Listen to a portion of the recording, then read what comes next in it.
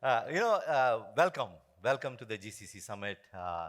What an honor to have all of you today. And the room is full. Always good to see the hall full, and then folks waiting at the back. Then you know that you have done something right. And I was just asking Mamta when Justin was mentioning. Actually, by the way, Justin pretty much delivered the first three speeches in the very beginning, so we don't have to say much in some sense.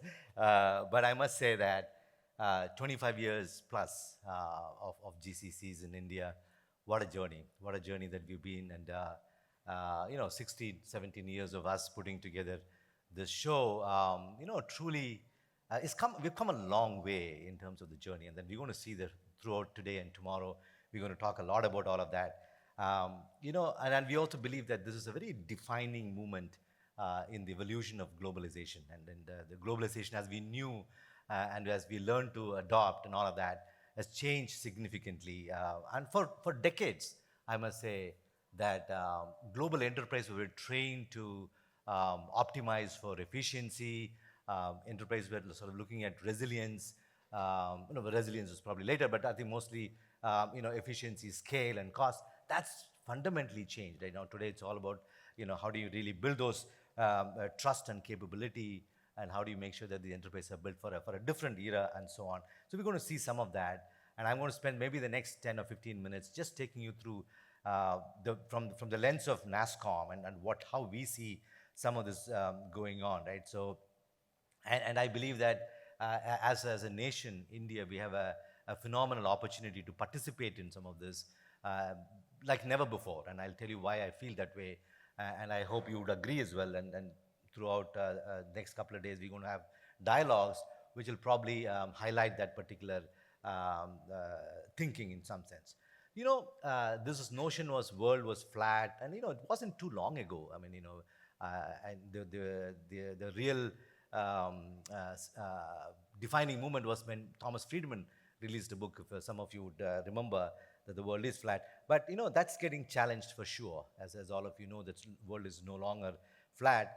And even when we met for the GCC event last year around the same time, I do recall the problems were not very different from what it is today, but it's just that the impact and the intensity of what we are seeing around us has changed fundamentally and what we are seeing today in this year, and I can talk a little bit about that. The ripple effects that you're seeing because of all the changes that we saw around us is also very, very profound. And this pretty much impacts every enterprise, every corporation, every sector, every geographical area, everything. It had a huge impact on everything that we're doing.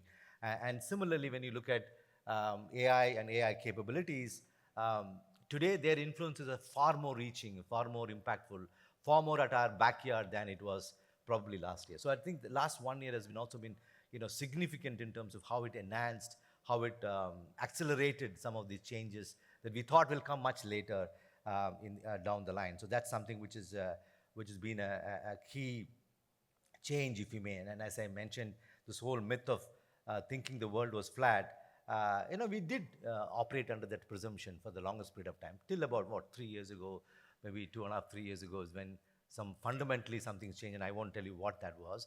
But, today I feel that there are more issues in terms of the cross-border and the geopolitical situation than ever before. And I believe that, not only the world is not flat, it is fractured, fragmented, to some extent sort of cut into pieces in some sense. So the ability for us to do trade across borders has become a lot more difficult today than ever it was in the past, which is unfortunate, but it is what it is, and then we need to go and handle it. But and I also believe that it's what we are witnessing today is not just a cycle. It is, of course, fundamentally, structurally, it has changed. Some of the fundamentals have changed, and I believe that will last for a little longer than what we think it will be. And geopolitics, and I think, Jason, you kind of mentioned that as well. I think today, geopolitics plays a bigger role in businesses than ever before in the history of humankind, which means that they're very intertwined in terms of what they do to your business. And I don't think today any business can stand up and say, we don't really worry about politics. including our own backyard. I think, we are seeing some new fireworks yesterday and today and all of that. Changes for good, changes for bad. Who knows? I'm not going to be making any political statements here, but it is true that you're going to see some of those new age. Um, I wouldn't even call it new age thing, but some new things which we are learning from the West sometimes. Maybe Donald Trump 2.0. I mean, you don't want to leave the seat and sometimes and all that. Anyway, we won't go there. But I think it is interesting to watch out how this is all shaping up in some sense. And traditional notions of safe markets and safe havens, etc. It's also been sort of rewritten in some sense. So, for the global enterprises, it's no longer, again, coming back, getting the context back to GCC, where do we do cheapest? That question is sort of past its currency quite some time ago.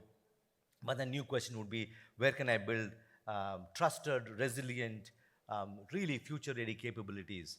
And that's what the new the era of GCC is going to be. And when you look at continuity, it's no longer a luxury.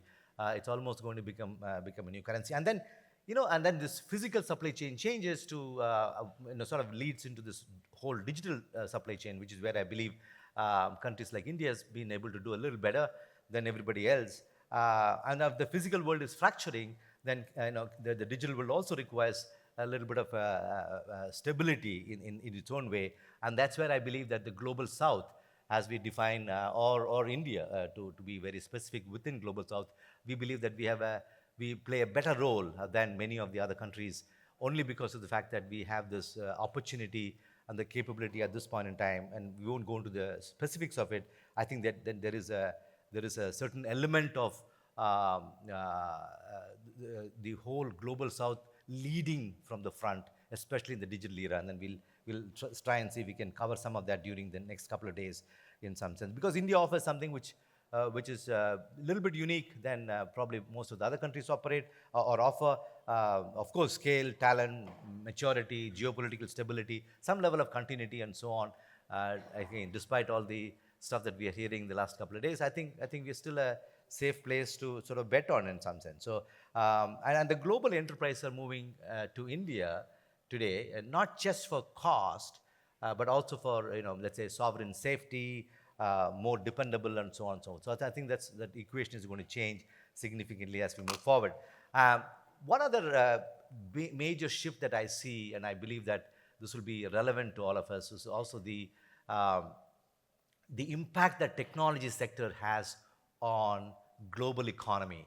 And I won't belabor this point, and I won't go into the specifics of what this is, but you will find that box there, and it'll be good to if you can get to the specifics of that particular chart.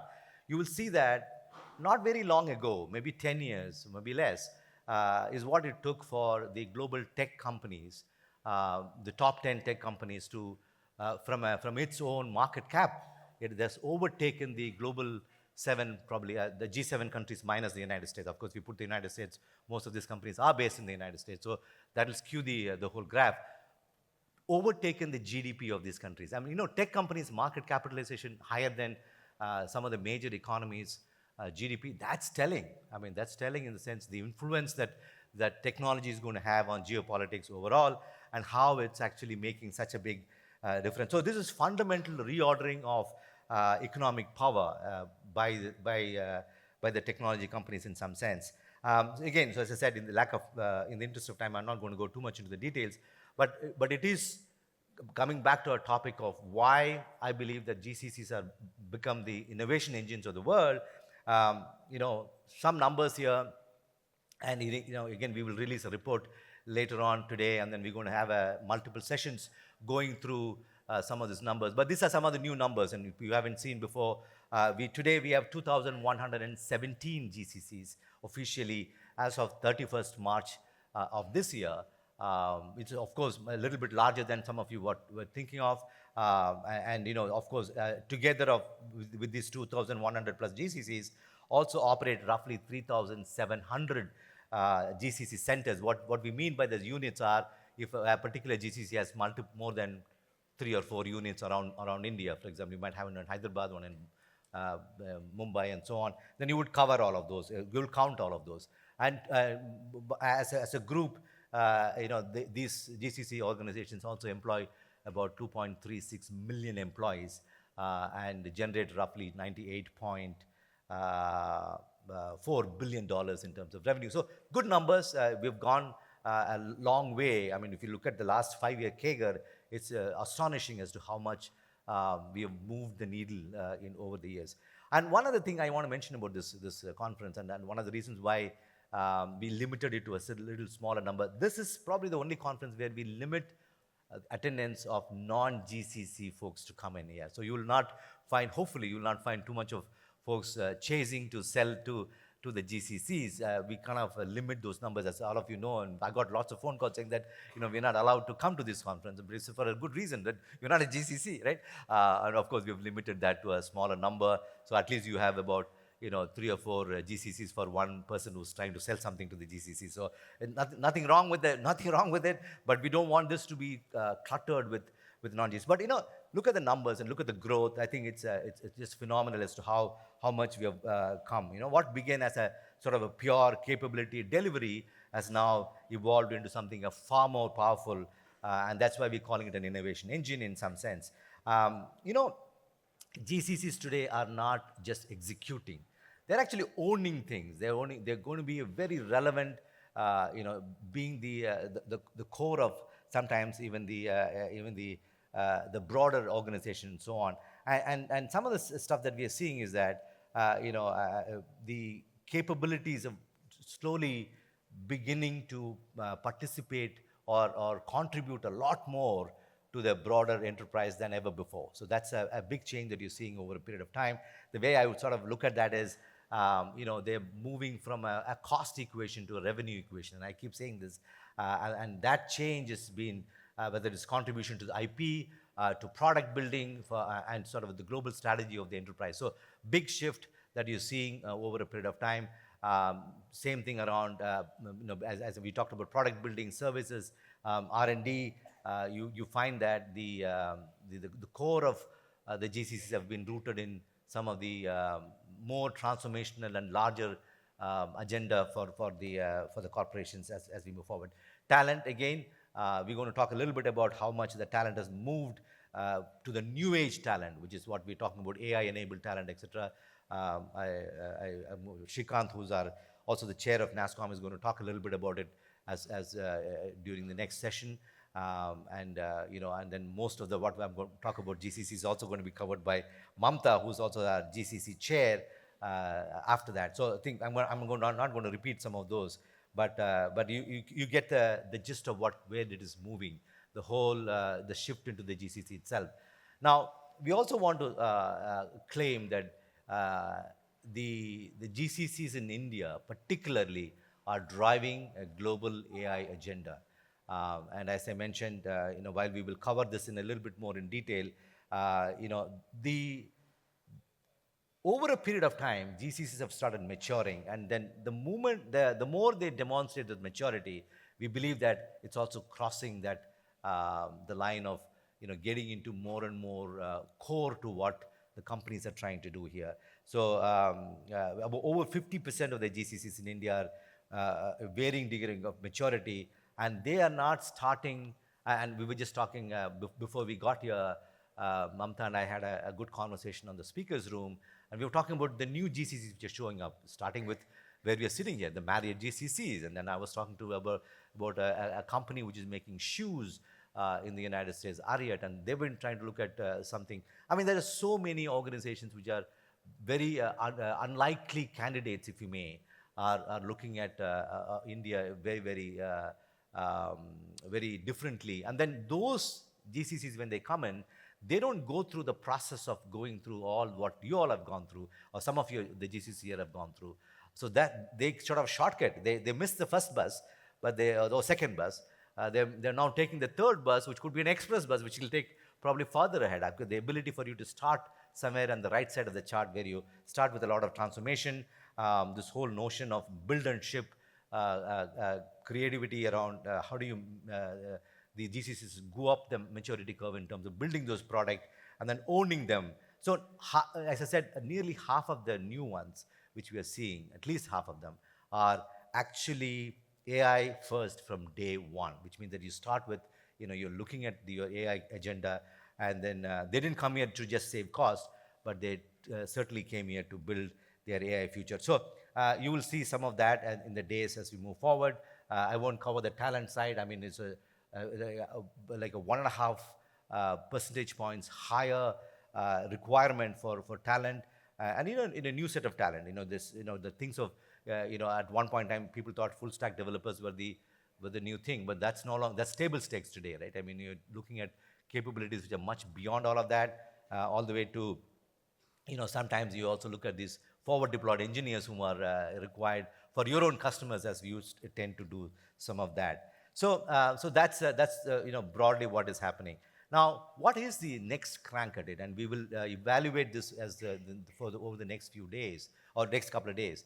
But I believe that the movement or the shift or the pivoting from value to impact is probably what we're going to see as we move forward. And this whole notion of how do you get very comfortable with the fact that you're uncomfortable, and this is because of the fact that all of that we spoke about, with the geopolitical impact, the fact that the technology influence on what you do as a business, all of this is changing fundamentally underneath what you're looking at, and that will create discomfort. And if you're as a GCC, if you're too comfortable, you're probably running too slow, or you're doing something not all that right. You might want to run faster. You might want to get into the zone of being uncomfortable, because that is where I think the value creation would happen a lot more than what we are all thinking in some sense.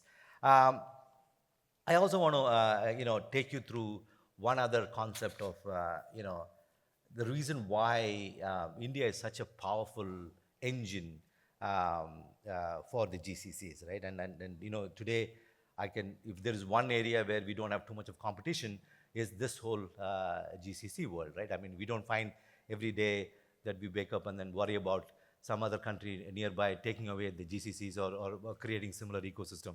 Clearly not in our subcontinent, not outside, but may not last for too long. But we have to be careful. We don't want to be cocky.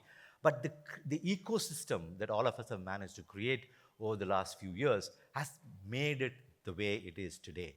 And oftentimes we miss this point of saying, why is India so, I mean, people always talk, oh, talent. I mean, there's a lot of talent in India and so on. But I think this ecosystem, if you spend a few minutes around, whether it is big or small, the GCCs, the startup ecosystem that you have in India today, 34,000 plus in terms of tech startups, out of which roughly 4,000 or so would categorize them as deep tech and so on. These companies work with the GCCs, and if you're a GCC and you're not working with a startup ecosystem, Nasscom could certainly help you to get there. We'll make sure that you are being relevant, you're being innovative, you're able to do a lot more than what you're doing for otherwise. And then the ability for us to bring that element into what we're doing is also very, very powerful. Of course, the government is very supportive, and I know that there's a lot can be done, ease of doing business, etc. We'll work on it. But today, when you see what both the central and state governments do for GCCs, and then you go back and compare it with what was there happening 20 years ago, you will see the difference in terms of how much we have come.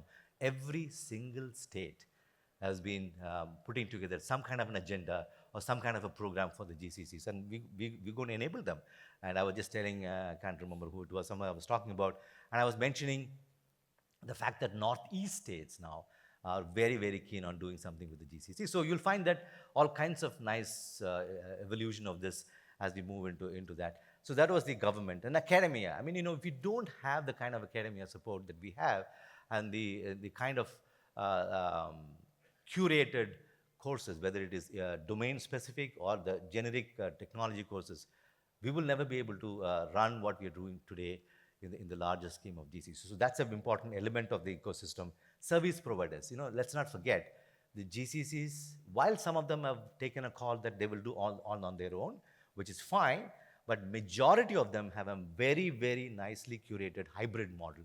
What they do is they establish whatever they do, they hire and fire and all of that for a core, and then leverage the service providers, whether it is talent or services and so on. And that combination works beautifully for all of them. And many of them have used very strategically how they leverage the service provider ecosystem. Let's not forget that they create, we talk about tier 2, tier 3 cities. The GCC current, new GCCs coming into India cannot go into a tier 2 city if there is no service provider already operating from that, that city. And that keeps the ecosystem current and alive.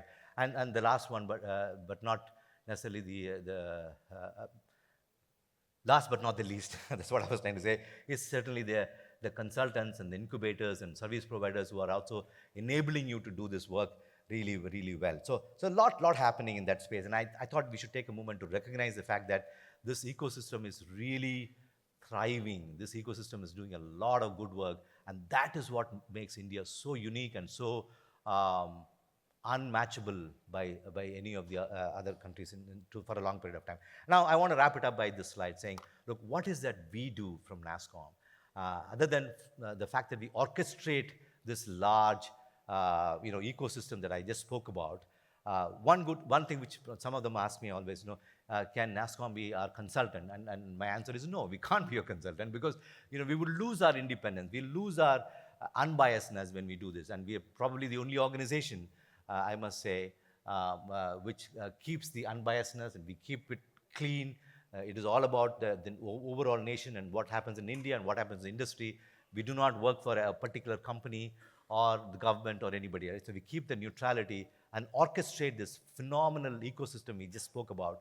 And that gives us some certain set of credibility. So when we go and talk about a problem that the GCCs are having today, that is heard of as a real issue for the industry, real issue for the nation, not just about saying that we're going to serve a particular agenda for anybody. So I'm very, very happy to say that we're getting better at it every day. We have a council. Thank you to Mamta and Kritika and others who've been able to orchestrate this very, very well, very powerfully. I think they meet and then address some of the real issues that we are facing across the board, across the, whether it is central government, whether it is state governments and so on. So I think ability for us to make an influence on policy, for example, ability for us to make those changes in helping the GCCs look at partnerships very differently from what they've done in the past. I don't want to reel out the agenda for them. I think the work is cut out, and the ability for us to support them, truly work with, enable them to do what they want to do, amplify some of the issues, and shape the GCCs as they grow into becoming something much larger than what they would be otherwise. So very, very glad that this is working really well. And we, by the way, we also support the partners. I mean, so Nasscom always encourages the enabling partners. Many of them are there. I mean, they obviously they run a business, and that's the right thing for them to do. So they would help the GCs to set it up and all of that. And we welcome that. And we do recommend, we have a roster of 7 or 8, and again, we give the list to everybody, right? And when people come and ask us about a particular state, then we don't say, oh, this state is better than that state. We never do that. But we give them the facts, and then they decide. So we don't make the decision for the companies who are setting up here. And then remember, I mean, they would come here, visit everybody.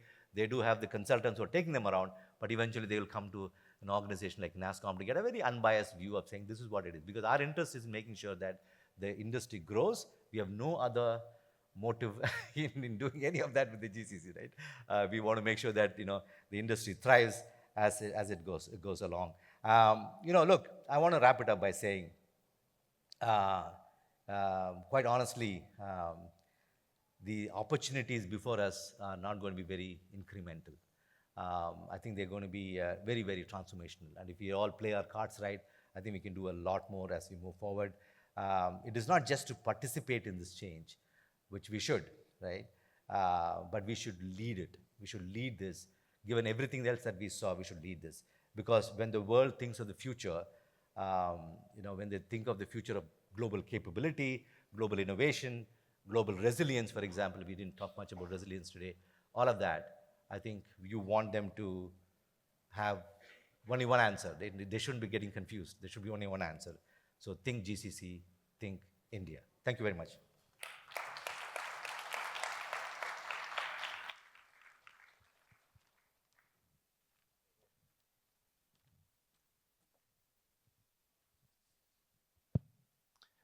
Thank you very much indeed, Rajesh, for those very insightful perspectives and, of course, for setting the context so powerfully for the next 2 days.